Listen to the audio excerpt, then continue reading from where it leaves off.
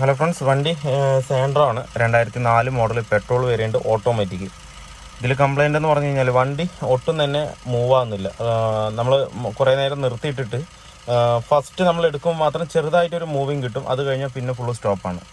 വണ്ടി ഒട്ടും തന്നെ മൂവ് ആകുന്നില്ല. ഡ്രൈവിലിട്ടാലും ടൂല് എല്ലിൽ എല്ലാത്തിലും. ഇനിയിപ്പോൾ റിവേഴ്സിലാണെങ്കിൽ ശരി, ഏത് ഗിയറാണെങ്കിൽ ശരി എൻഗേജ് ആവുന്നുണ്ട്. പക്ഷേങ്കിൽ വണ്ടി ഒട്ടും തന്നെ മൂവ് ആകുന്നില്ല. ഇത് പ്രധാനമായിട്ട് കംപ്ലൈൻറ്റ്, ഒരു ഓട്ടോമാറ്റിക് ട്രാൻസ്മിഷനിൽ കംപ്ലൈൻറ്റ് വരുന്നത് ഒന്ന് അതിൻ്റെ ടോർക്ക് കൺവേർട്ടർ എന്ന് വെച്ച് കഴിഞ്ഞാൽ ഗിയർ ബോക്സിൽ നമ്മൾ ഇതിൻ്റെ ക്ലച്ച് പറയുന്ന സാധനമാണ് ഈ ടോർക്ക് കൺവേർട്ടർ ആയിട്ട് ഇത് യൂസ് ചെയ്യുന്നത്. ക്ലച്ച് ഇതിനകത്തുണ്ട്.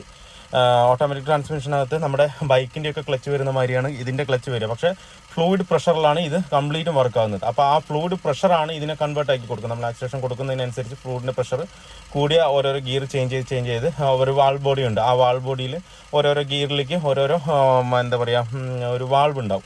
ആ വാൾവ് തുറന്ന് ഓരോരോ സിലിണ്ടറിലേക്ക് ഫ്ലൂയിഡ് പ്രഷർ കൊടുക്കുമ്പോൾ ആ സിലിണ്ടറിലെ ഡ്രൈവാണ് നമുക്ക് കിട്ടുക. ഇങ്ങനെ പറഞ്ഞു കഴിഞ്ഞാൽ പെട്ടെന്ന് നിങ്ങൾക്ക് മനസ്സിലാവില്ല, കറക്റ്റ് മനസ്സിലാവും. കഴിച്ച് കറക്റ്റായിട്ട് നോക്കിയാലേ നമുക്കത് കറക്റ്റായിട്ട് പറയാൻ പറ്റുള്ളൂ. എല്ലാ ഓട്ടോമാറ്റിക് ട്രാൻസ്മിഷനിലും ഏകദേശം സെയിം പ്രൊസീജിയർ തന്നെയാണ് ഇത് തന്നെയാണ് വരുന്നത്. അപ്പോൾ ഒന്നിലെ ടോർക്ക് കൺവേർട്ടർ കംപ്ലൈൻറ്റ് ഉണ്ടാവും. ആ ടോർക്ക് കൺവേർട്ടർ വഴി തന്നെയാണ് പ്രഷർ വലിക്കുന്നതും അതുപോലെ പ്രഷറായിട്ട് തള്ളി കൊടുക്കുന്നതും എല്ലാം ആ ഒരു സിസ്റ്റത്തിലൂടെ തന്നെയാണ് പോകുന്നത്. ഓട്ടോമാറ്റിക് ഗിയർ ബോക്സിൻ്റെ ഉള്ളിലേക്ക് പോകുന്നത്. അപ്പോൾ ഒന്ന് ആ കംപ്ലൈൻറ്റ് ഉണ്ടാവും. എല്ലാന്നുണ്ടെന്നുണ്ടെങ്കിൽ ഉള്ളിലുള്ള ക്ലച്ചിൻ്റെ പ്ലേറ്റുകൾ കംപ്ലീറ്റ് തേഞ്ഞിട്ടുണ്ടാവും. ഉള്ളിലുള്ള ക്ലച്ച് കംപ്ലീറ്റ് തേഞ്ഞിട്ടുണ്ടെന്നെങ്കിലും നമുക്ക് ഏതെങ്കിലും ഒരു ഗിയർ വർക്ക് ചെയ്യാതിരിക്കില്ല. ചിലപ്പോൾ ഫസ്റ്റ് ഗിയർ പോയി കഴിഞ്ഞാൽ പിന്നെ ഒന്നും ചെയ്യാൻ പറ്റില്ല. എന്ന് വെച്ച് കഴിഞ്ഞാൽ ആ ഫസ്റ്റ് മൂവിങ് കിട്ടിയാൽ തന്നെ സെക്കൻഡിലേക്ക് കൺവേർട്ട് ആവുള്ളൂ. ഫസ്റ്റ് ഗിയറിൻ്റെ ആണ് ഇനിയിപ്പോൾ ക്ലച്ചുകൾ കംപ്ലീറ്റ് തേഞ്ഞിട്ടുണ്ടെന്നുണ്ടെങ്കിൽ നമുക്കത് ഫുള്ളായിട്ട് കിറ്റ് മാറ്റി തന്നെ വേണം. പിന്നൊന്ന്, അതിൻ്റെ ഫ്ലൂയിഡിൻ്റെ ക്വാളിറ്റി നഷ്ടപ്പെട്ടാലും അതേ പ്രൊസീജിയർ നമുക്ക് സംഭവിക്കും. അതുപോലെ തന്നെ അതുപോലെ ATMൻ്റെ ഫിൽറ്റർ ബ്ലോക്ക് ആണെന്നുണ്ടെങ്കിലും ഒരിക്കലും ഓട്ടോമാറ്റിക് ട്രാൻസ്മിഷൻ്റെ ഉള്ളിലേക്ക് നമുക്ക് ഫ്ലൂയിഡ് പോകില്ല. ഫ്ലൂയിഡ് പോകാത്തടത്തോളം കാലം അത് ഒട്ടും തന്നെ വർക്ക് ആവില്ല. മനസ്സിലായി. അപ്പോൾ നമുക്ക് ക്ലച്ചിൻ്റെ അംശം എന്തെങ്കിലും തേയ്മാനം ഉണ്ടെന്നുണ്ടെങ്കിൽ നമുക്ക് ഗിയർ ബോക്സ് ഇറക്കിയിട്ട് അതിൻ്റെ ഓയിലിൻ്റെ ക്വാളിറ്റി നോക്കിയാൽ തന്നെ നമുക്ക് അറിയാൻ പറ്റും. മെറ്റൽ കണ്ടൻറ്റ് ചിലപ്പോൾ ഉണ്ടാവും. അല്ലാന്നുണ്ടെങ്കിൽ ഭയങ്കര മോശമായിരിക്കും. കളർ തന്നെ ഭയങ്കര ഡിഫറെൻ്റ് ആയിരിക്കും. ഇത് ഒരു പിങ്ക് കളർ മാതിരിയാണ് ഇതിൻ്റെ ഓയിൽ വരുന്നത്. നമ്മുടെ automatic transmission power steering oil ഉണ്ടല്ലോ, ആ ഒരു സെയിം തന്നെയാണ്. പക്ഷേ ഇതിൽ ജെന്യൂൺ ഒഴിക്കുന്നതായിരിക്കും എപ്പോഴും ബെസ്റ്റ്. അല്ലാന്നുണ്ടെങ്കിൽ വേറെ നമുക്ക് ലോക്കൽ മേക്കല്ലാതെ AC ഡെൽക്കോ മൊബൈൽ അങ്ങനെയുള്ള കമ്പനിയിൽ വരുന്ന power steering automatic transmission oil എന്ന് പറയുന്ന ഓയിൽ നമുക്ക് ഇതിനകത്ത് കയറ്റാൻ കുഴപ്പമൊന്നുമില്ല. അത് വേണമെന്നുണ്ടെങ്കിൽ ചെയ്യാം. അപ്പോൾ എന്തായാലും ഇപ്പോൾ നമുക്ക് കംപ്ലീറ്റ് അതിൻ്റെ സംഭവിച്ചിട്ട് ഓട്ടോമാറ്റിക് ട്രാൻസ്മിഷൻ്റെ സംഭവിച്ചിട്ട് നമുക്ക് ഉള്ളിലുള്ള എന്തെങ്കിലും കംപ്ലയിൻറ്റ് ഉണ്ടോ എന്നുള്ളത് പക്കയായിട്ട് നോക്കിയിട്ട് എന്താ വെച്ചാൽ ചെയ്യാം. എന്തായാലും അയച്ചിട്ട് നോക്കാം. അപ്പോൾ നമ്മൾ അയച്ചിട്ടുണ്ട്. ഇതിനൊക്കെ കംപ്ലയിൻറ്റ് മാക്സിമം കുറവാണ് വരുന്നത്, കംപ്ലയിൻറ്റ് കുറവാണ്. അപ്പോൾ ഏകദേശം 1,00,000 കിലോമീറ്ററൊക്കെ ആകുമ്പോൾ ഇതിൻ്റെ ഓയിൽ മാറ്റി വിടുന്നത് ഏറ്റവും ബെറ്റർ ആയിരിക്കും. ഇപ്പോൾ ഇതാണ് ഇതിൻ്റെ വാൾവ് ബോഡി പറയുന്നത്. ഇതാണ് ഇതിൻ്റെ വാൾവ് ബോഡി. ഇതിൽ ഏകദേശം ഓരോരോ ഗിയറിന് ഇപ്പോൾ എത്ര 4 ഷിഫ്റ്റർ ഉണ്ടെന്നുണ്ടെങ്കിൽ 4 ഷിഫ്റ്റർ എന്നൊരു സോളിനോട് സ്വിച്ച് പോലെ 4 വാൾവ് വരുന്ന പോലുള്ള ഇതിനകത്ത് ഉണ്ടാവും. ഇതാണ്ട് അതിൽ പെട്ടെന്നാണ് 1, 2, 3, 4 ഈ 4 ഉണ്ടാവും. മനസ്സിലായി. പിന്നെ റിവേഴ്സിന് സെപ്പറേറ്റ് ആയിരിക്കും. അത് ഒരു കേബിൾ ടൈപ്പാണ് വരുന്നതാണ്. ഓരോ വണ്ടിക്ക് ഓരോ ടൈപ്പാണ്. അതെന്താ എങ്ങനത്തെയാണെന്നുള്ളതൊന്ന് നോക്കണത്. ഇതിലിപ്പോൾ 4 വാൾവാണ്. 1, 2, 3, 4. ഇപ്പോൾ 4 ഗിയർ വരും ഇതിനകത്ത്. അപ്പോൾ ഓയിൽ ഇച്ചിരി നല്ലോണം ഡാർക്ക് ആയിട്ടുണ്ട്. ഇതല്ലേ, അതിൽ ഇച്ചിരി ക്വാളിറ്റി കുറവാണ്. അപ്പോൾ ഓയിൽ പുതിയ തന്നെ കയറ്റേണ്ടി വരും. പിന്നെ അതുമാത്രമല്ല, ഇതിൻ്റെ ഫിൽറ്റർ വന്നിട്ട് നല്ല അടവുണ്ട്. അതില്ലേ, ഞാൻ ഫിൽറ്റർ അഴിച്ച് കാണിച്ചു തരാം. ഇങ്ങനെ കണ്ടാൽ നിങ്ങൾക്ക് കറക്റ്റായിട്ട് അറിയില്ല. ഓയിൽ സക്ക് ചെയ്യുന്ന ഭാഗത്ത് നല്ല അടവുണ്ട്. ആ അടവുണ്ടെന്നുണ്ടെങ്കിൽ നമുക്ക് കറക്റ്റായിട്ട് ഫ്ലൂയിഡ് വാൾവ് ബോഡിയിലേക്ക് എത്തില്ല. അത്തരത്തോളം കൂടെ നമുക്ക് കറക്റ്റ് വർക്കിങ്ങും കറക്റ്റ് ആവില്ല. ഇതിലും നല്ലോണം മെറ്റൽ കണ്ടൻറ്റ് ഉണ്ട്. ഓക്കെ, പിന്നെ ഒരു മാഗ്നറ്റ് വെച്ചിരിക്കുന്ന ഈ വരുന്ന മെറ്റൽ കണ്ടൽ കംപ്ലീറ്റും പുറത്തെടുക്കാനായിട്ടാണ് ഇത് തന്നെ അതിനകത്ത് വെച്ചിരിക്കുന്നത് മാഗ്നറ്റ്. ഇത് തിരിച്ച് വാൾ ബോഡിയിലേക്ക് കയറാതിരിക്കാൻ വേണ്ടിയിട്ടാണ് അത് ചെയ്യുന്നത്. നമുക്കിത് കയറ്റുമ്പോൾ ഇത് കംപ്ലീറ്റ് ആയിട്ട് ക്ലീൻ ചെയ്തിട്ട് വേണം ഇത് കയറ്റാനായിട്ട്. ചെറിയൊരു ഡെൻ്റ് ഉണ്ട്. അത് നമുക്കൊന്ന് പ്ലാസ്റ്റിക് ഹാമർ വെച്ചിട്ട് നിവർത്തിയിട്ട് വേണം കയറ്റാൻ. പക്ഷേ ക്രാങ്ക് കേസിൻ്റെ അവിടെ അല്ല അത് വരുന്നത്.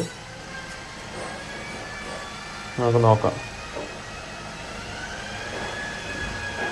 അതിൽ നമുക്ക് ഫിൽറ്റർ അഴിച്ചെടുക്കാം. ഫിൽറ്റർ അഴിച്ചെടുക്കാൻ വേറെ ഒന്നുമില്ല, ചുറ്റ് ബോൾട്ട് മാത്രം അഴിച്ചാൽ മതി. അഴിച്ച് കഴിഞ്ഞാൽ ഫിൽറ്റർ പുറത്ത് വരും. ഇതാണ് ഇതിൻ്റെ ഫിൽറ്റർ എന്ന് പറയുന്നത്. ഇതിൽ ഫുള്ള് കച്ചറയാണ്, ഉള്ളിലും പുറത്തൊക്കെ ആയിട്ട്. കണ്ടില്ലേ, ഫുള്ള് കച്ചറയാണ്.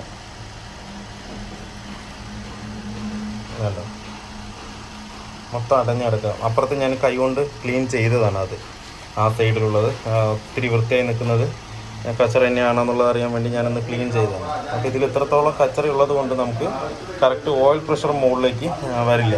നമുക്കൊരു കാര്യം ചെയ്ത് കംപ്ലീറ്റ് ആയിട്ട് ക്ലീൻ ചെയ്തതിന് ശേഷം നമുക്ക് ഇതിൻ്റെ ഓയിലും കൂടെ ഒന്ന് മാറ്റിയിട്ട് സ്റ്റാർട്ട് ചെയ്ത് നോക്കാം.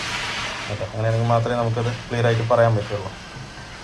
ഓയിലും ഇത്തിരി മോശമായിട്ടുണ്ട്, മൊത്തത്തിൽ ക്ലീൻ ചെയ്തിട്ട് നമുക്ക് നോക്കാം. എന്താ വെച്ച് കഴിഞ്ഞാൽ ഫസ്റ്റ് സ്റ്റാർട്ടിങ്ങിൽ നമുക്ക് കറക്റ്റ് കിട്ടുന്നുണ്ട്. അപ്പോൾ പിന്നെ ഇതിൻ്റെ പ്രഷർ കറക്റ്റായിട്ട് മുകളിലേക്ക് എത്താത്തതിൻ്റെ ഉണ്ടായിരിക്കും.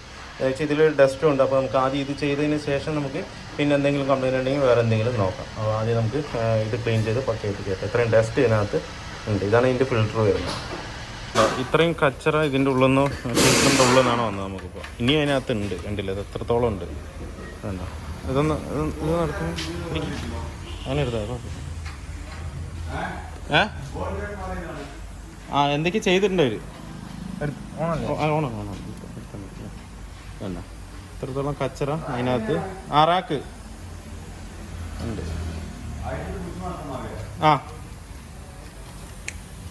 ഇങ്ങനെ വരുമ്പോൾ ഈ ഫിൽറ്ററിൻ്റെ ഫുൾ അടഞ്ഞു കഴിഞ്ഞ് കഴിഞ്ഞാൽ ഒരിക്കലും ഫ്ലൂയിഡ് നമുക്ക് മുകളിലേക്ക് പോകില്ല.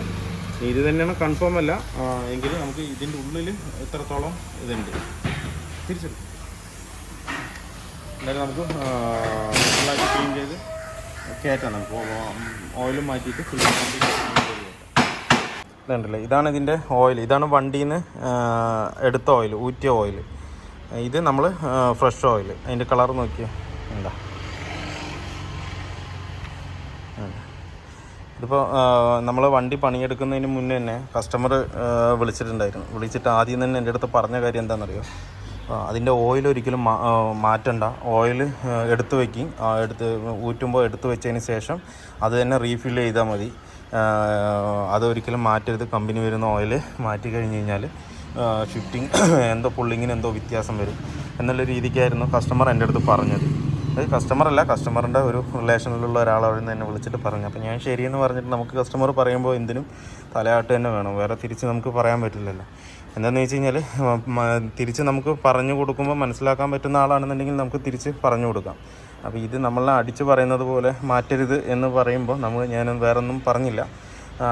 അങ്ങനെ വണ്ടിയുടെ ഓണറിനെ വിളിച്ചിട്ട് ഞാൻ കാര്യം പറഞ്ഞു, ഇങ്ങനെയാണ് പറഞ്ഞത്, പക്ഷേങ്കിൽ ATFൻ്റെ ഓയിൽ കംപ്ലൈൻ്റ് ഉണ്ട്, മാറ്റണം പറഞ്ഞു. അപ്പോൾ കസ്റ്റമർ പറഞ്ഞു ഓക്കെ മാറ്റിക്കോളൂ, കുഴപ്പമില്ല എന്ന് പറഞ്ഞു. അപ്പോൾ പിന്നെ കസ്റ്റമർ വീണ്ടും വിളിച്ചിട്ട് വണ്ടിയുടെ ഓണർ വിളിച്ചിട്ട് പറഞ്ഞത് അത് വേറെ ഏതോ ഒരു വർക്ക്ഷോപ്പിൽ നിന്ന് അത് മാറ്റരുത് എന്ന് പറഞ്ഞിരിക്കുകയാണ്, അത് ഉദ്ദേശിച്ചിട്ടാണ് അവർ പറഞ്ഞത്, അത് കുഴപ്പമില്ല നിങ്ങൾ നോക്കി ചെയ്തോളൂ എന്ന് പറഞ്ഞിട്ട് പറഞ്ഞു. അപ്പോൾ ഒരിക്കലും ഏത് വർക്ക്ഷോപ്പാണെങ്കിലും ശരി അറിയാത്ത കാര്യങ്ങൾ കസ്റ്റമറെ പറഞ്ഞ് അടിച്ചേൽപ്പിക്കരുത് ഒരിക്കലും. എന്താണെന്ന് വെച്ച് കഴിഞ്ഞാൽ അപ്പോൾ ഞാനായാലും ശരി അറിയില്ലെങ്കിൽ അറിയില്ല രീതിക്ക് വിട്ട് കഴിഞ്ഞ് കഴിഞ്ഞാൽ അവർ പിന്നെ വേറെ എവിടെയെങ്കിലും കൊണ്ടുപോയി ചെയ്യും. ഇപ്പോൾ എനിക്കാണെന്നുണ്ടെങ്കിലും എല്ലാ കാര്യവും നമുക്ക് അറിയണമെന്നില്ല, ഞാനാണെന്നുണ്ടെങ്കിൽ അറിയാത്ത കാര്യം ഇല്ല, പറ്റില്ല, വിട്ടോളൂ. കഴിഞ്ഞ ദിവസം ഒരു വോൾസ്വാഗൻ വെൻഡോ ഇതേപോലെ ഗിയർ ഇട്ട് കഴിഞ്ഞാൽ വണ്ടി നീങ്ങുന്നില്ല, അങ്ങനെ ഒരു കംപ്ലൈൻറ്റ് വന്നിട്ടുണ്ടായിരുന്നു. അത് വന്നിട്ട് വാൾ ബോഡി കംപ്ലൈൻ്റാണ് അതിന്. അത് കയറ്റുകയാണെന്നുണ്ടെങ്കിൽ കറക്റ്റ് മെഷർമെൻറ്റോട് കൂടിയിട്ട് കയറ്റണം. എൻ്റെ കയ്യിൽ അതിനുള്ള ടൂളില്ല, എന്താണ് മെക്കോട്രോണിക് അങ്ങനെ എന്താണ് അതിൻ്റെ പേരെന്ന് പറയുന്നത്. അപ്പോൾ ആ ടൂള് എൻ്റെ കയ്യിലില്ല കയറ്റാനായിട്ട്, അതുപോലെ മെഷർ ചെയ്യാനായിട്ടും ഇല്ല. അപ്പോൾ ഞാൻ പറഞ്ഞു ഇതാണ് കംപ്ലൈൻറ്റ്, സ്കാൻ ചെയ്യുമ്പോൾ തന്നെ കറക്റ്റായിട്ട് കിട്ടുന്നുണ്ട്, അപ്പോൾ ഇതാണ് ഇതിൻ്റെ കംപ്ലൈൻറ്റ്, ഇത് എന്തായാലും നിങ്ങൾ പുറമേ കൊടുത്ത് തന്നെ ചെയ്യണം എന്ന് പറഞ്ഞിട്ട് ഞാൻ കസ്റ്റമറുടെ അടുത്ത് പറഞ്ഞു. കസ്റ്റമർ കൊണ്ടുപോവാണ് ചെയ്തത്. പുറമേ എന്ന് പറഞ്ഞു കഴിഞ്ഞാൽ കമ്പനിയിൽ തന്നെ കൊടുക്കാനുള്ള രീതിക്ക് പറഞ്ഞ് കൊടുത്തു, അത് ചെയ്തു. പക്ഷേ നമുക്ക് കണ്ടു കഴിഞ്ഞാൽ അറിയാൻ പറ്റും ഈ വണ്ടിക്ക് ആ ഒരു ഫോൾട്ടല്ല അതിനകത്തുള്ളത്, അതുകൊണ്ട് നമ്മൾ അത് എടുത്ത് ചെയ്യുന്നത്. അപ്പോൾ അറിയാത്ത കാര്യങ്ങൾ കസ്റ്റമറിനെ ഒരിക്കലും അടിച്ചേൽപ്പിക്കാതിരിക്കുക, അറിയാത്ത കാര്യങ്ങൾ വണ്ടിയിൽ എടുത്ത് നമ്മൾ ചെയ്യാതെ ഇരിക്കുക. എന്താണെന്ന് വെച്ച് കഴിഞ്ഞാൽ അറിയാത്ത കാര്യം ചെയ്തിട്ട് പിന്നെ വെറുതെ നല്ലൊരു വണ്ടീനെ അലമ്പാക്കി വെച്ചിട്ട് കാര്യമില്ല. അപ്പോൾ ഇതാണ് അവസ്ഥ. അപ്പോൾ എന്തായാലും ഇതിൻ്റെ ഫ്ലൂയിഡ് മാറണം. ഏകദേശം 1,00,000 കിലോമീറ്റർ ആകുമ്പോൾ വന്നത് കണ്ടില്ലേ, കറുത്ത് കരിക്കട്ട പോലെ ഇരിക്കും, ഇത് റെഡ് കളർ ഇരിക്കും. ഇത് ഏകദേശം ഒരു 10,000-70,000 കിലോമീറ്റർ ആകുമ്പോൾ ഏകദേശം ഈ കളറാണ്. അപ്പോൾ വീണ്ടും ഓയിൽ മാറ്റി കൊടുത്ത്, ഓയിൽ മാറ്റി അതിൽ ഫിൽറ്റർ ഒന്ന് ക്ലീൻ ചെയ്തിട്ട് വണ്ടി ബ്രേക്ക് ഡൗൺ ആവില്ല, വണ്ടി പക്കയായിട്ട് നമുക്ക് കൊണ്ടുനടക്കാൻ പറ്റും. അപ്പോൾ സാൻഡ്രോൻ്റെ വർക്ക് നമ്മുടെ ഫുള്ളി കംപ്ലീറ്റ് ആയിട്ടുണ്ട്. ഇതിലിപ്പോൾ ചെയ്തത് നമ്മൾ മൊത്തം ക്ലീൻ ചെയ്യുക ചെയ്തത്. അത് ATFൻ്റെ ഓയിലാണെന്നുണ്ടെങ്കിലും നമ്മൾ മാറ്റി. അതുപോലെ തന്നെ അതിൻ്റെ ഫിൽറ്റർ, ഓട്ടോമാറ്റിക് ട്രാൻസ്മിഷൻ്റെ ഫിൽറ്റർ എപ്പോഴും ഇത് എന്ന് പറഞ്ഞു കഴിഞ്ഞാൽ ഏകദേശം ഒരു 1 ലാക്കിലൊക്കെ, 1 ലാക്ക് അല്ലാന്നുണ്ടെങ്കിൽ ഒരു 80,000-ലൊക്കെ ശരിക്കും പറഞ്ഞു കഴിഞ്ഞാൽ ഓട്ടോമാറ്റിക് ട്രാൻസ്മിഷൻ ഓയിൽ മാറ്റുന്നത് ഏറ്റവും ബെറ്ററാണ്. നമ്മുടെ ഇന്ത്യയിൽ പുറത്തൊക്കെ ഗൾഫ് രാജ്യങ്ങളിലൊക്കെ നമുക്ക് ഏകദേശം ഒരു 1 ലാക്കിലൊക്കെ, 1 ലാക്ക് ഇല്ലാങ്കിൽ 80K സർവീസിലൊക്കെ നമ്മൾ ഓട്ടോമാറ്റിക് ട്രാൻസ്മിഷൻ മസ്റ്റായിട്ട് മാറ്റിവിടും. പക്ഷേ ഇന്ത്യയിൽ നമ്മൾ അങ്ങനെ ഏത് വണ്ടിക്കും മാറ്റുന്നതായിട്ട് കണ്ടിട്ടില്ല, ഷോറൂമിൽ പോലും മാറ്റുന്നതായിട്ട് കണ്ടിട്ടില്ല. എന്തെങ്കിലും ഒരു കംപ്ലൈൻറ്റ് വരുമ്പോഴാണ് ചെയ്യുന്നത്. അതെന്താന്നുള്ള കാര്യം അറിയില്ല. ഞാൻ ഏകദേശം വണ്ടികൾക്കൊക്കെ മിക്കവാറും ചെയ്യാവുന്നതാണ് ഈ ഓട്ടോമാറ്റിക്. അത് ഞാൻ സ്റ്റിക്കിൽ നോക്കുമ്പോൾ കളറ് വ്യത്യാസമായിട്ട് വന്നിട്ടുണ്ടെങ്കിൽ ഞാൻ മാറ്റിവിടും. അത് നമുക്ക് ഓട്ടോമാറ്റിക് ട്രാൻസ്മിഷൻ്റെ ഓയിൽ വരുന്നത് ചില ആൾക്കാർ പവർ സ്റ്റിയറിംഗ്, KBXൻ്റെ ഒക്കെ power steering oil, transmission oil എന്ന് പറഞ്ഞിട്ട് കൊടുത്തിട്ടുണ്ട്. അതെടുത്ത് ഒഴിക്കും. അതൊന്നും ഈ ഓട്ടോമാറ്റിക് ട്രാൻസ്മിഷനകത്ത് ഒഴിക്കുന്നത് മോശമാണ്. അത് അതിൻ്റെ വിസ്കോസിറ്റിയിൽ ഭയങ്കര വ്യത്യാസമുണ്ട്. നമുക്കിത് AC ഡെൽക്കോടെ തന്നെ നമുക്ക് ഇപ്പോൾ മാർക്കറ്റിൽ പെട്ടെന്ന് കിട്ടാവുന്ന AC ഡെൽക്കോടെ GMൽ ഒറിജിനൽ വരുന്ന ATF ഓയിലാണ് ഇത്. കണ്ടില്ലേ, ATFന് വേണ്ടി മാത്രമായിട്ട് വരുന്ന ഓയിലാണിത്. ഇതാണ് നമ്മൾ എടുക്കുന്നത്. ഈ ഓയിലാണ് അതിന് കറക്റ്റും. അപ്പോൾ ഇതിപ്പോൾ എന്ന് പറഞ്ഞു കഴിഞ്ഞാൽ വഴിയിൽ നിന്നതാണ്. വഴിയിൽ നിന്നിട്ട് വേറൊരു വർക്ക്ഷോപ്പിൽ കൊണ്ടുപോയിട്ട് അവർ പറഞ്ഞു ഇത് ചെയ്യാൻ പറ്റില്ല, ഇത് കമ്പനിയിൽ കൊടുത്ത് തന്നെ ചെയ്യണം, പിന്നെ ഗിയർ ബോക്സ് മാറ്റേണ്ടി വരും. അങ്ങനെയുള്ളൊരു രീതിക്കായിരുന്നു കസ്റ്റമറുടെ അടുത്ത് ടോക്ക് ചെയ്ത്. അപ്പോൾ കസ്റ്റമർ നമ്മളെ ബന്ധപ്പെട്ടു, സംസാരിച്ചു. അപ്പോൾ ഞാൻ പോയി വണ്ടി അവിടെ വർക്ക്ഷോപ്പിൽ പോയി നോക്കിയപ്പോൾ ഗിയർ ഷിഫ്റ്റിംഗ് ഒക്കെ കറക്റ്റാണ്. എല്ലാം ഗിയർ ഷിഫ്റ്റിംഗ് ആവുന്നുണ്ട്, എല്ലാം ആവുന്നുണ്ട്. പക്ഷേങ്കിൽ നമ്മൾ ഡ്രൈവിലോ പാർക്കിലോ ഇട്ട് കഴിഞ്ഞ് കഴിഞ്ഞാൽ വണ്ടി ഒട്ടും നീങ്ങില്ല. വണ്ടി ചില സമയത്ത് നമ്മൾ കൊടുത്തു കഴിഞ്ഞാൽ ഒരു പൊടിക്ക് നീങ്ങും, അങ്ങനെ സ്റ്റോപ്പ് ആവും, പിന്നെ നീങ്ങില്ല. റിവേഴ്സിലും ഫ്രണ്ടിലും ഒക്കെ അങ്ങനെയായിരുന്നു, ഒട്ടും തന്നെ നീങ്ങില്ലായിരുന്നു. പിന്നെ നമ്മൾ ടോയിൻ ചെയ്തിട്ടാണ് കൊണ്ടുവന്നു വർക്ക്ഷോപ്പിലേക്ക്. ടോയിൻ ചെയ്ത് കൊണ്ടുവന്നിട്ട് വണ്ടി വന്ന് കിടക്കാൻ തുടങ്ങി 2 ദിവസമായി. എനിക്ക് നോക്കാൻ പറ്റിയില്ല, തിരക്ക് കാരണം നോക്കാൻ പറ്റിയില്ല. പിന്നെ ഇന്നാണ് ഞാൻ എടുത്തത്. ഇന്നെടുത്ത് അതിൻ്റെ ക്രാങ്ക് കേസ്, നമ്മൾ ഓയിലിൻ്റെ ക്രാങ്ക് കേസ് വരുമ്പോൾ തന്നെ ക്രാങ്ക് കേസ് ഉണ്ട്. പിന്നെ ഒരു ഫിൽറ്റർ വരുന്നുണ്ട് അതിനുള്ളിൽ. നമ്മളെ സ്ട്രെയിനർ, എഞ്ചിൻ ഓയിലിൽ വരുന്ന സ്ട്രെയിനർ ഉണ്ടല്ലോ, അതുപോലൊരു സ്ട്രെയിനർ പോലൊരു ഫിൽറ്ററാണ് അതിനകത്ത് വരുന്നത്. അല്ലാതെ ഓയിൽ ഫിൽറ്ററുമാരുള്ളൊരു ഫിൽറ്ററൊന്നും അല്ല.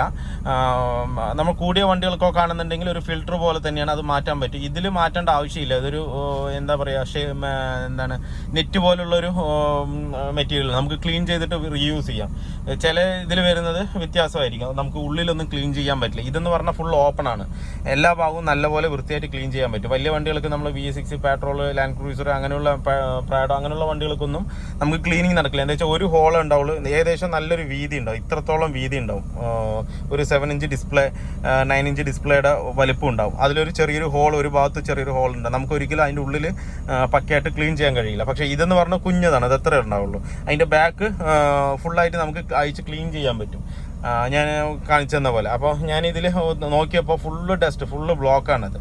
അപ്പോൾ തന്നെ കൺഫേം ആയത് ഇതുകൊണ്ട് തന്നെയാണ് കംപ്ലൈൻ്റ് ആയത്. പിന്നെ ഒരു കംപ്ലൈൻറ്റ് എന്ന് പറഞ്ഞാൽ ഉള്ളിൽ ക്ലച്ച് പ്ലേറ്റുകളുണ്ട്. ഇത് ബൈക്കിൻ്റെ ഒക്കെ ക്ലച്ച് പ്ലേറ്റ് വരുന്ന പോലെയാണ് ഇതിന് പ്ലേറ്റ് വരുന്നത്. ഇതിന് 4 ഗിയർ ഉണ്ട്, 4 ഷിഫ്റ്ററിലേക്ക് 4 ഹബ് അസംബ്ലി, പിസ്റ്റൺ പോലുള്ളൊരു സംഭവം വരും. അതിന് 4 ഗിയർ റേഷ്യോ വ്യത്യാസമാണ്, ചെറുതും വലുതുമായിട്ട് വ്യത്യാസമാണ്. അതിലേക്ക് ഓരോന്നിലേക്കും നമ്മുടെ എന്താ പറയുക, ഒരു ആക്ച്വേറ്റർ വെച്ചിട്ട് പ്രഷർ മാറ്റി കൊടുക്കുമ്പോഴാണ് ആ സ്പീഡ് കൺവേർട്ട് ആകുന്നത്. ഓരോരോ നിശ്ചിത സ്പീഡ് കഴിയുമ്പോൾ കൺട്രോൾ മോഡുകൾ വഴി ഓരോരോ വാൾവിലേക്ക് പ്രഷർ മാറ്റി കൊടുക്കുമ്പോൾ ഒരു ഗിയറിൽ നിന്ന് അടുത്ത പിസ്റ്റണിലേക്ക് അപ്പോൾ ഗിയർ ചേഞ്ച് ആകുമ്പോൾ അതിനനുസരിച്ച് സ്പീഡ് കൺവേർട്ട്. അതിങ്ങനെ നമ്മൾ സിമ്പിളായിട്ട് പറഞ്ഞാൽ നിങ്ങൾക്ക് മനസ്സിലായില്ല, കാണിച്ചു തന്നാൽ അത് കറക്റ്റായിട്ട് അറിയുള്ളൂ. അങ്ങനെയാണ് വർക്കിംഗ്. അത് നമുക്ക് ഓവറോൾ ചെയ്യാനും പറ്റും. ഇതിൻ്റെ ഓവറോളിങ് കിറ്റൊക്കെ നമുക്ക് ഇവിടെ കിട്ടില്ലെങ്കിലും ഡൽഹി അങ്ങനെയുള്ള മാർക്കറ്റിലൊക്കെ നമുക്ക് ഓവറോളിങ് കിറ്റ് കിട്ടും. അതൊക്കെ കിട്ടിക്കഴിഞ്ഞാൽ നമുക്കിത് ഈസി ആയിട്ട് നമുക്ക് ചെയ്യാവുന്നുള്ളത്, വലിയ റിസ്ക് ഉള്ള കാര്യങ്ങളൊന്നുമല്ല. പിന്നെ ഒരു വാൾ ബോഡി വരും, പ്രഷർ കൺട്രോൾ ചെയ്യാനായിട്ട് ഒരു വാൾ ബോഡി. പിന്നെ ടോർക്ക് കൺവേർട്ടർ എന്ന് പറഞ്ഞാൽ ഈ കിട്ടുന്ന ATF ഫ്ലൂയിഡിനെ പ്രഷർ കൂട്ടാൻ വേണ്ടിയിട്ട്, അതിൽ കൊടുക്കാനുള്ള പ്രഷർ കൂട്ടാൻ വേണ്ടിയിട്ട് ഒരു ടോർക്ക് കൺവേർട്ടർ. അതിന് കംപ്ലൈൻറ്റ് ഉണ്ടെന്നുണ്ടെങ്കിൽ നമുക്ക് ഈ സെയിം പ്രശ്നം വരും. അതിന് കംപ്ലൈൻറ്റ് ഉണ്ടെന്നുണ്ടെങ്കിൽ നമുക്ക് ബോഡി വൈബ്രേഷൻ വരും. വലിയ വണ്ടികൾക്കൊക്കെ, പെട്രോളും അതുപോലെ ലാൻഡ് ക്രൂസറിനൊക്കെ ബോഡി വൈബ്രേഷൻ ഉണ്ടാവും, എഞ്ചിൻ വൈബ്രേഷൻ. ഒരു 1500 RPM വൈബ്രേഷൻ വരും. അത് ടോർക്ക് കൺവേർട്ടർ പോകുന്നത് കൊണ്ടാണ് ആ കംപ്ലൈൻറ്റ് വരുന്നത്. അത് മാറ്റി കഴിഞ്ഞാൽ കംപ്ലൈൻറ്റ് സോൾവ് ആവും. അപ്പോൾ പറഞ്ഞു തന്നത്, ഇതിപ്പോൾ വേറെ പ്രത്യേകിച്ച് സീനായിട്ടുള്ള ഒരു പരിപാടിയൊന്നും ഉണ്ടായിരുന്നില്ല. നേരത്തുള്ള വർക്ക്ഷോപ്പുകാർ എന്തുകൊണ്ട് അങ്ങനെ പറഞ്ഞു എന്നുള്ള കാര്യം അറിയില്ല, അതെന്തായിക്കോട്ടെ, നമുക്കറിയേണ്ട കാര്യമില്ല. അപ്പോൾ നമ്മളിതിൽ കൊണ്ടുവന്നു, ഇപ്പോൾ ക്ലീൻ ചെയ്തു, കയറ്റി, അതുപോലെ തന്നെ ഫ്ലൂയിഡും മാറ്റി. ഇപ്പോൾ വണ്ടി പക്കണ ഏകദേശം ഒരു 5.5 ലിറ്ററോളം വരും. നമ്മൾ ഇതിലേക്ക് ഫ്ലൂയിഡ് ATFൻ്റെ ഫ്ലൂയിഡ് കംപ്ലീറ്റ് ആയിട്ട് അയച്ചെടുക്കുകയാണെന്നുണ്ടെങ്കിൽ ഏകദേശം ആ റേഞ്ച് വരും. അതിപ്പോൾ നമ്മൾ ഒഴിച്ച് ഫില്ല് ചെയ്തിട്ടുണ്ട്. ഇപ്പോൾ ഓടിക്കുമ്പോൾ പക്കയാണ്. ഇപ്പോൾ നമ്മൾ ഡ്രൈവ് മോഡിലിട്ടു, വണ്ടി കറക്റ്റാണ്. പുള്ളിങ്ങും കാര്യങ്ങളും എല്ലാം പക്കയായിട്ട് തന്നെ ഉണ്ട്. നോർമലായിട്ട് നമ്മൾ എങ്ങനെയാണോ അതുപോലെ തന്നെ ഉണ്ട്. പക്ഷേ ഇതിങ്ങനെ ആകുമ്പോൾ നമ്മൾ ഫ്ലൂയിഡ് മാറ്റുമ്പോൾ ഒന്നുകൂടെ നമുക്ക് ഷിഫ്റ്റിങ്ങൊക്കെ പക്കയായിരിക്കും. കറക്റ്റ് ഷിഫ്റ്റിങ് കാര്യങ്ങളൊക്കെ കറക്റ്റായിട്ട് തന്നെ വരും ഇതിനകത്ത്. നേരത്തെ എന്ന് പറഞ്ഞു കഴിഞ്ഞാൽ ബ്ലോക്കൊക്കെ ഉണ്ടെന്നുണ്ടെങ്കിൽ ഷിഫ്റ്റ് ഷോക്ക് ഉണ്ടാവും, അങ്ങനെയുള്ള ബുദ്ധിമുട്ടുകളുണ്ടായി. ഇപ്പോൾ എന്ന് പറഞ്ഞാൽ പക്കയായിട്ട് ഷിഫ്റ്റ് ഷോക്ക് എന്ന് പറഞ്ഞു കഴിഞ്ഞാൽ ഒരു ഗിയറിൽ നിന്ന് മറ്റേ ഗിയറിലേക്ക് പോകുമ്പോൾ ഒരു ഇടി ഉണ്ടാവും, അതൊന്നും ഉണ്ടാവില്ല. പക്കയായിട്ട് തന്നെ വർക്കിങ് പക്ക തന്നെയാണ്. ഇപ്പോൾ റിവേഴ്സ് ആണെന്നുണ്ടെങ്കിൽ ഫ്രണ്ട് ആണെന്നുണ്ടെങ്കിൽ കറക്റ്റായിട്ട് ഷിഫ്റ്റ് ആകുന്നുണ്ട് ഗിയർ. കറക്റ്റ് വർക്കിംഗ് തന്നെയാണ്. ബാക്കി രണ്ടിലും എല്ലിലും എല്ലാം വർക്കിംഗ് പക്കയായിട്ട് തന്നെ കിട്ടുന്നുണ്ട് ഇപ്പോൾ. അപ്പോൾ വീഡിയോ എല്ലാവർക്കും ഇഷ്ടമായാലും ലൈക്ക് ചെയ്യുക, ഷെയർ ചെയ്യുക, അതുപോലെ തന്നെ സബ്സ്ക്രൈബ് ചെയ്യാതെയാണ് ഈ വീഡിയോ കാണുന്നതെങ്കിൽ ഒന്ന് സബ്സ്ക്രൈബ് ചെയ്ത് സപ്പോർട്ട് ചെയ്യുക. അപ്പോൾ മറ്റൊരു വീഡിയോയിലേക്ക് കാണുന്നവരെ എല്ലാവർക്കും ബൈ. പിന്നൊരു കാര്യം, ATFൻ്റെ ഓയിൽ എപ്പോഴും ചെക്ക് ചെയ്യുമ്പോൾ വണ്ടി സ്റ്റാർട്ടിങ്ങിൽ ഇട്ടിട്ട് വേണം കേട്ടോ ചെക്ക് ചെയ്യാനായിട്ട്. എന്നാലേ ആ കറക്റ്റ് ലെവൽ നമുക്ക് കറക്റ്റായിട്ട് കിട്ടുള്ളൂ.